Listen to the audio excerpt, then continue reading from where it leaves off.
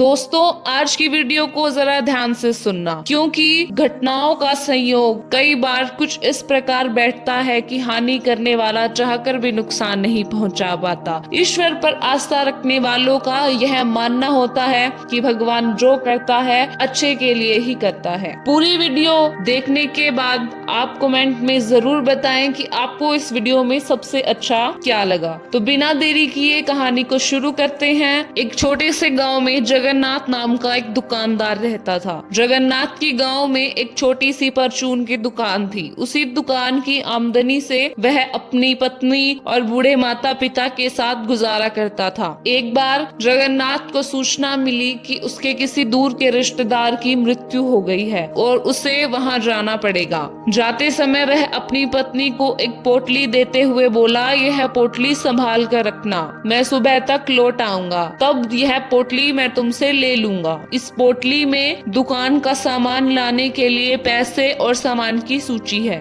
उसकी पत्नी ने पोटली लेकर रख ली। जगन्नाथ की पत्नी धार्मिक प्रवृत्ति की थी।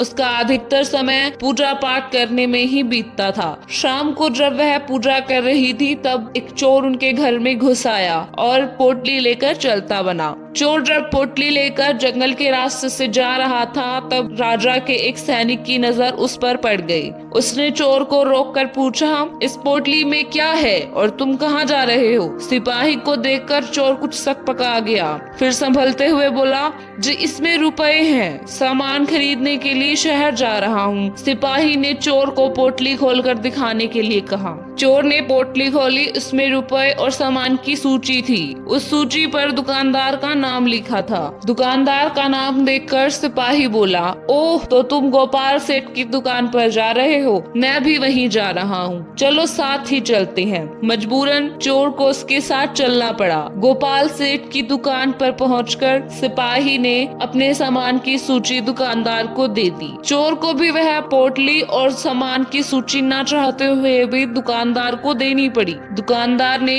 जब सूची देखी तब वह बोला, ओह, तो तुम्हें जगन्नाथ ने भेजा है, तुम जाओ, जगन्नाथ का सामान सुबह उसकी दुकान पर पहुंच जाएगा। चोर चुपचाप चला गया। उधर जब जगन्नाथ लौटा तो उसे पता चला कि रुपए चोरी हो गए हैं। वह उसकी पत्नी पर बहुत बिगड़ा। उसकी पत्नी ने कहा, भगवान पर भरोसा रखो, सब ठीक हो जाएगा। मन मारकर जगन्नाथ सो गया। सुबह उठा और दुकान पर जाने की तैयारी करने लगा। जब जगन्नाथ दुकान पर पहुंचा तब वहां पर गोपाल सेठ का एक आदमी उसका इंतजार कर रहा था। जगन्नाथ को देखते हुए वो बोला, क्या बात है, आज इतनी देर कैसे हो गई? मैं आपका सामान लेकर कब का आ गया। जगन्नाथ हैरत से सामान को देखने लगा। यह वही सामान था जो उसे गोपाल सेठ से मंगवाना था। जगन्नाथ ने कहा, यह सामान कैसे लेकर आए हो तुम? तो गोपाल सेठ के आदमी ने कहा, अरे भाई, बैलगाड़ी से लाया हूँ। कल रात तुम्हारा आदमी पैसे और सामान की सूची दुकान पर देकर गया था। हमारे सेठ ने